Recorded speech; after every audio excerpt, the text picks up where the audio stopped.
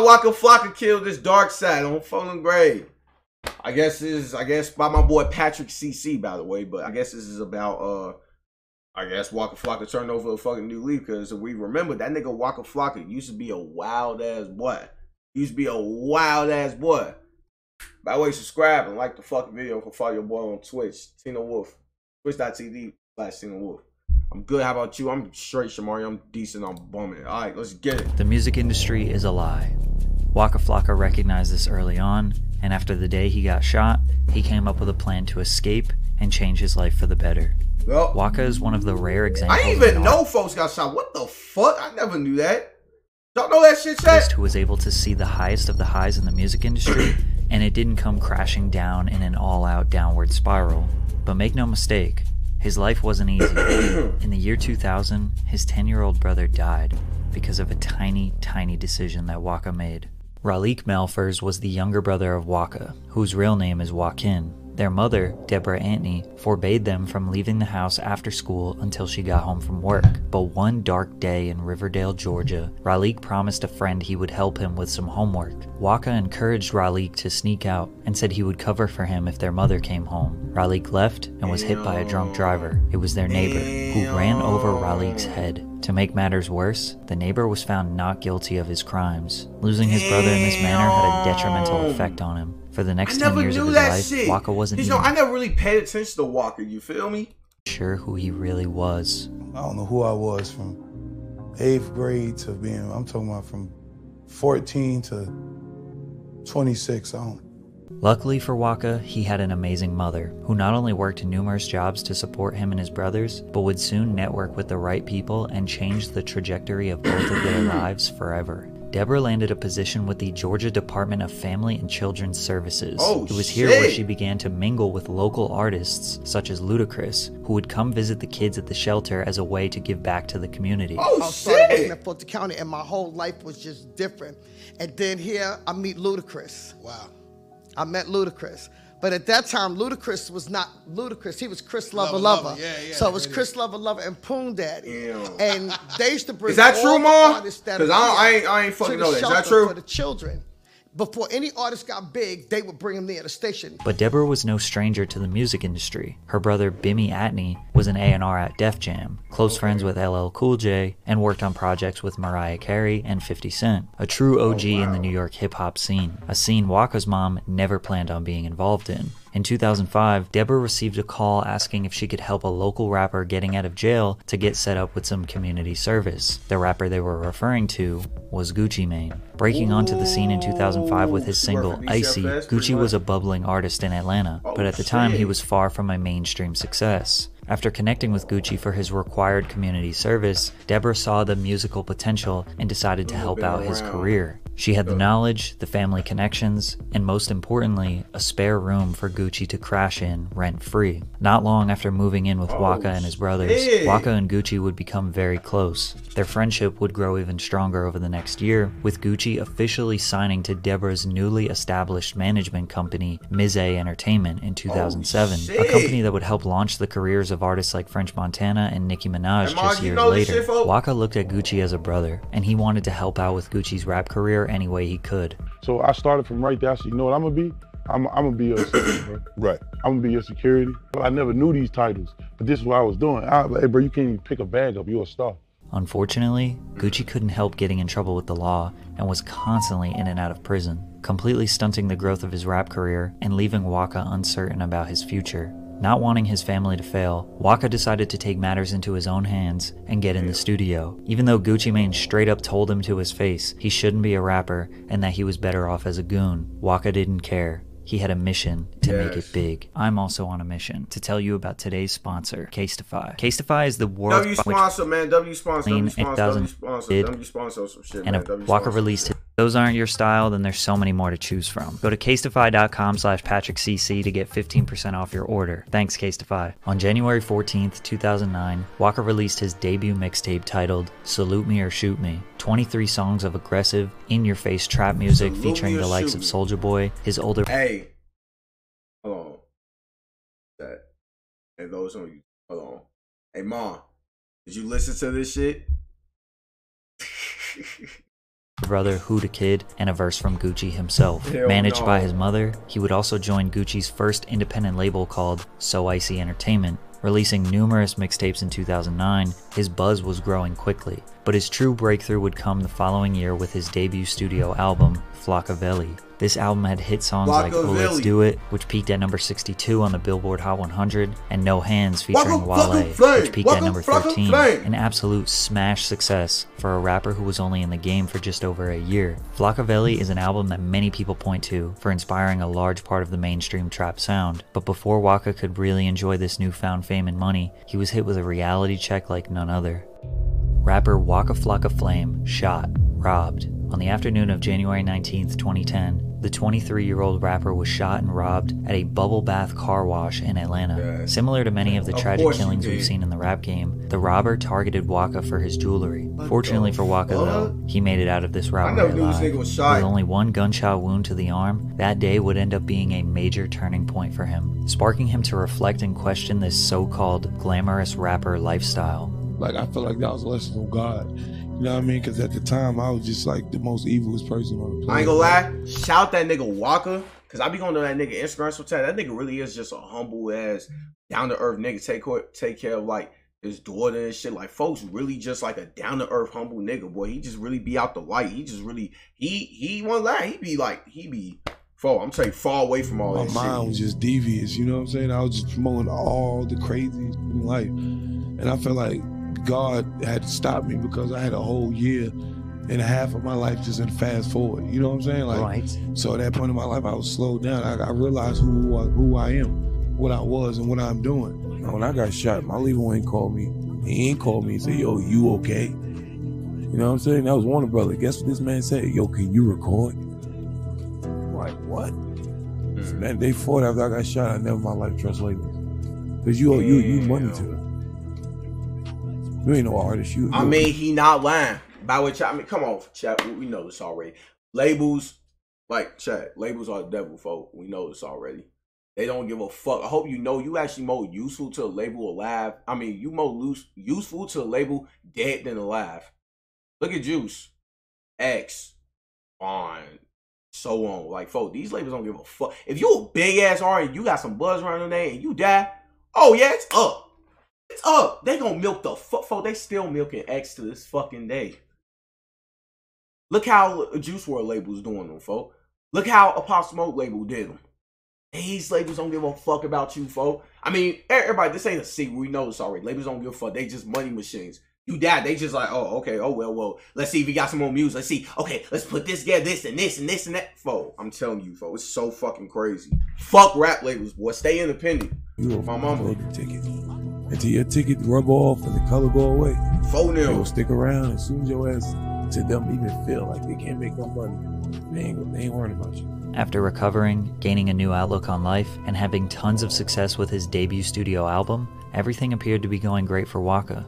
But behind the scenes, cracks were starting to form. A cautionary tale of why you should never mix business with family. In May of 2010, Gucci Mane announced from jail that he was leaving his label So Icy Entertainment and cutting ties with Mize Entertainment, no longer to be managed by Waka's mom. Allegedly, Mize was booking Gucci for shows across the country without disclosing that he was headed to jail, and also illegally selling Gucci Mane verses, which resulted in several federal lawsuits, which led Gucci to saying the following: "I'm taking control of all my business properties and keeping the focus on my career, my music, and my artists. All the pieces to the puzzle are finally in place, and once I get home, it's Gucci time." Gucci Mane would then become the president and CEO of Brick Squad 1017 Records, an imprint of Warner Records, the label that Waka Flocka would sign to as well, making him one of the first artists on Brick Squad. Although Waka was still managed by his mother, this whole situation would kickstart the eventual demise of their friendship. After riding the momentum of Flocka into 2011 and releasing a collaborative mixtape with Gucci Mane called Ferrari Boys on August 9th of that year, Waka would start his own label under 1017 Records called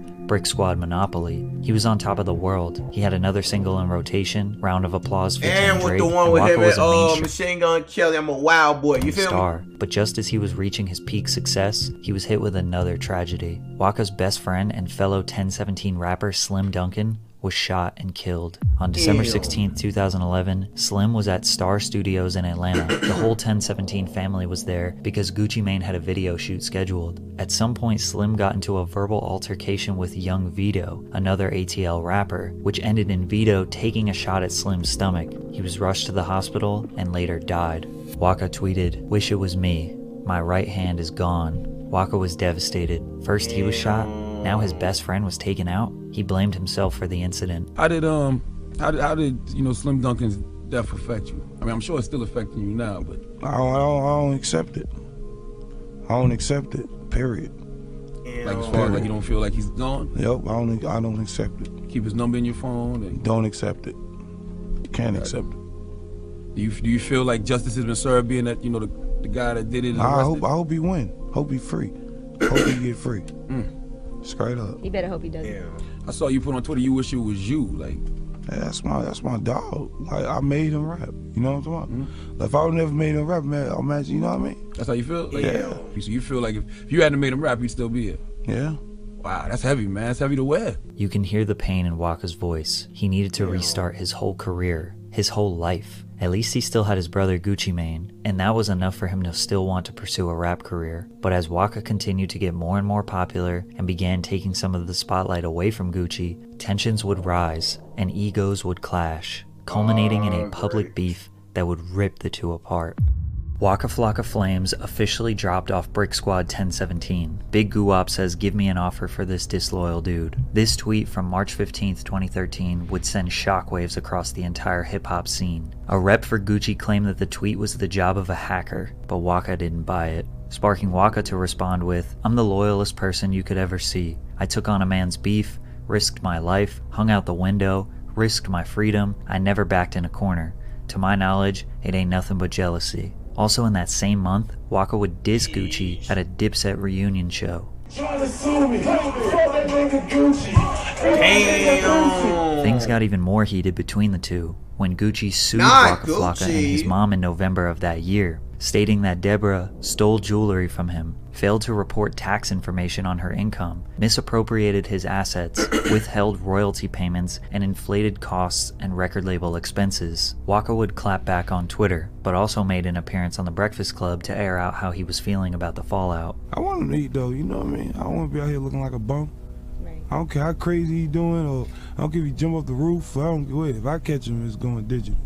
I don't want to kill him or nothing. I just want to slap him a couple of times, like a little brother. The duo, once referred to as the Batman and Robin of the Atlanta rap scene, was now completely dismantled. Plus, it didn't help that fans were taking Gucci's side, since they all thought the only reason Waka was popular was because of Gucci's fame. And just when things couldn't seem to get any worse, Waka was struck with another family tragedy. Rapper Waka Flocka Flame's younger brother, K.O. Red, dies from apparent self-delete. On December 29th, 2013, Waka would lose another younger brother. K.O. was an artist, just like Waka, trying to make a name for himself in the rap game. The two of them had music together, performed together, and were extremely close. There was a lot of pressure being the younger brother of Waka Flocka Flame, and sadly K.O. was also losing his eyesight. The night K.O. expired, he had attempted to reach out to his big bro, but now fallen back into his fast-paced lifestyle, Waka did not answer the call, making him wonder if anything would have been different if he had just stopped for a second and picked up the phone. Oh, I never knew all this shit. What the fuck, Chat? Chat, I never knew all this shit. Ma, did you know about that shit, folk? That like Gucci, Waka Flocka's brother committed suicide and all this other shit, folk? Cause I never knew about any of this shit. Never knew. What the fuck? Need him call. I'm like, I'm like, let me call Kel back as soon as this shit over with. I call him back, I'm gonna answer. He called you before he... I don't know who else he called, but that's what if I done picked that call up? Like, that's when I seen like, yo, this rap shit. The loss of K.O. made Waka turn to getting high to numb the pain, a slippery slope for anyone to fall down. He lost two blood brothers. He lost his best friend that he had considered a brother, and had a falling out with Gucci, who was basically his adopted brother. Waka was losing everyone. Life was passing him by, and he had lost sight of the things that truly matter. He decided he needed to better himself. He finally had enough. Reevaluate his life, focus on being a role model instead of just a rapper, and that's exactly what he did. Waka was well aware at this point in his life how toxic and manipulative the music industry really was. Not only did he let himself get caught up in the lifestyle, he was blatantly lied to from the very start by his label. After signing for only $50,000 in 2010, Warner would constantly cover up how much revenue he was generating. As soon as I signed the deal, it just all hell broke loose. Like the label been lying from day one. Stop signing deals, boy. Day one. Stay independent. Like when I tell y'all, like, I told them, like, all right, yo, did I recoup yet? They're like, nah, you ain't recoup. I'm like, how did I not recoup? I got 400 shows a month. Yeah, man.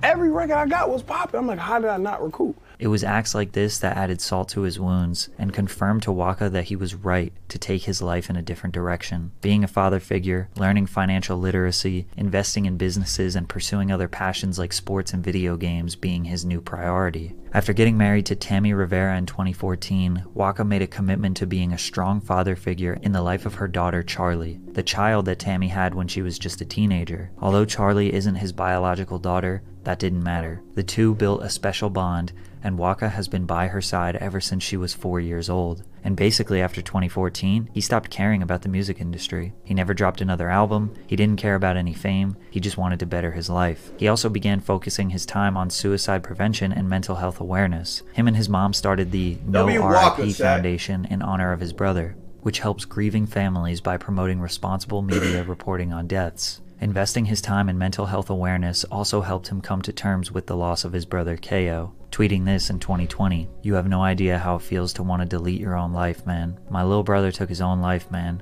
and I deal with this fact every birthday because his birthday is a day after mine. This year I'm officially accepting the fact that he's in a better place." Because of his efforts, Waka received an honorary doctorate in philanthropy and humanitarianism in New York. Although Waka did extremely well financially thanks to his rap career, he wasn't the smartest with his money early on, which to be fair, not many rappers are. However, with his newfound perspective on life, he started taking financial literacy and business very seriously. It's easy. Once I learned the credit game, it was over. Game was over. When I know I had all the millions and I didn't even have a credit card, the dumbest. I was like the dumbest person ever. I used to just spend money on everything. Man, please. Yeah. Please. I'm going to open up an insurance, put 2-3 million in my insurance and borrow from that and put it back in. That's some real nigga shit. I love to hear shit like this, man. For me to y'all, clean your credit up. Stop putting everything in your name, create a business, an LLC, put everything in your LLC. And open up a C Corp, and if you don't know this, you need to figure these out. I'm telling you the names. Get a C Corp to run an LLC. If you want to make it even deeper, go get a trust fund and run a corp that runs. Let me take notes down this shit. I need to take notes. Trust funds for your business and your personal to run. Y'all taking notes, chat? All the business. It can get deep, my guy. He didn't totally stay out of entertainment, though. He was able to land a pretty successful reality show on WeTV called Waka and Tammy, What the Flocka, which definitely had its downsides, but at least he was able to get money while spending time with his family. We probably won't get another Waka Flocka album, and if we're lucky, maybe a single here and there, but that's okay. These days, he spends his time playing old school video games, building his farm, feeding his cows, investing in cryptocurrency, philanthropy, and living life to the fullest. Whenever he does speak or post on social media, it's to try to get you to learn from him and try to better your life. Waka didn't get stuck in the music industry trap. He made millions of dollars from music, but at the expense of losing loved ones. Most people would continue the rat race, drugs, partying, and pursuing a career filled with depression and satisfying others for $1. But Waka, he quit and took his life into his own hands. Funny thing is, he's richer now than he was before, and he's happier. So why would he ever go back to music? Damn. Damn. What the fuck? My boy fucking Waka, boy. Shout out my nigga Waka Flocka on some shit. You feel me? Real nigga, man. I love it. You know it's so crazy though? I love that shit for... I really do, man. I love that shit for Waka, boy. Shout out that boy Waka, man. That boy Waka, hey. Hey, man. Real nigga, boy. Shout